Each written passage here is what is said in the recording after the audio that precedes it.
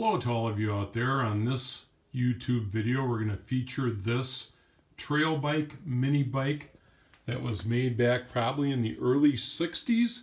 It's called a Sportsman, and here's the back fender tag to it. It was made in Denver, Colorado. You can see it didn't even have an area code listed there.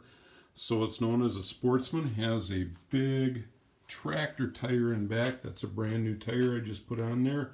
Even still has the nubs on it that you can see. And this is a real rare trail bike according to the maker, whose name is Richard Sahaefer. He and his brothers had this company in the Denver area, and they used to make these until a liability lawsuit put them out of business. And they said it wasn't even their fault, but we all know how good lawyers can be sometimes at ruining things for other people. So here is that trail bike, a very large trail bike. As far as I can tell, there's probably only one mini style trail bike that's bigger than this, and that's called a Ward's T777, or a Seastad Water Buffalo, or just Buffalo. That's the name of it. And this particular bike, like I said, I picked up about 2 years ago. I was out in Denver and saw it was for sale, and now I've brought it back to Minnesota. It's a very cold 10 below day here in Minnesota, so I'm in the basement working on this instead of out having some fun doing something somewhere.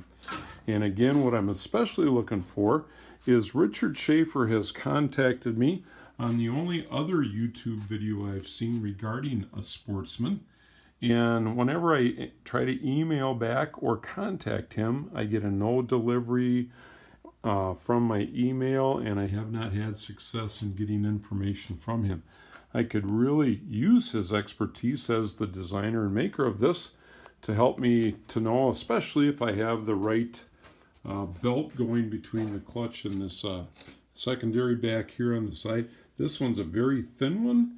I don't know if that's correct or not. I've only run this bike in a backyard when I bought it to make sure that it was running.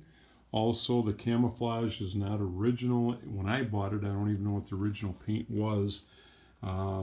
Somebody had taken a bad silver chrome like spray can and just sprayed all over it on the tires and everything. So this seat here, I've run into an upholsterer in town who's very good. She took the original foam, which is in very good shape, but the leather was just shot. It was a black leather, and she's refinished this in a camouflage as well. You know, this way the deer will never see me coming, right? And so it's a real well-built bike. Here's where the motor's going to mount up. I've got that motor sitting in the other side of the basement right here, and that motor is an 8-horse. It's a Briggs & Stratton. And so it has a lot of horsepower to it. It ran well when I bought it, and have just put a camouflage paint job on there for better or worse.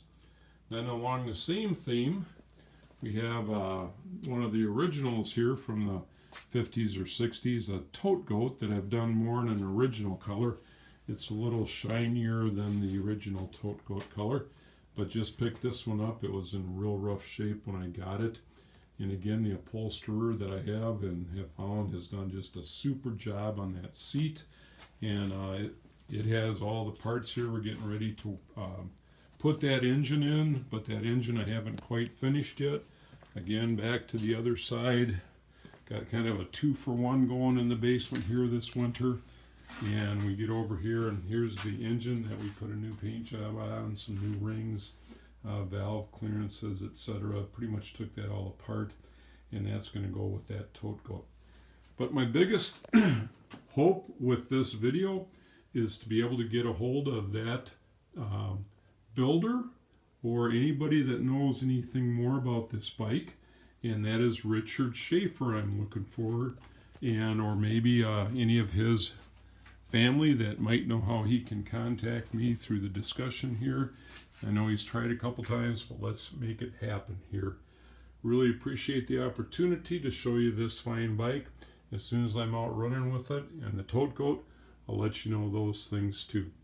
Thanks, YouTubers.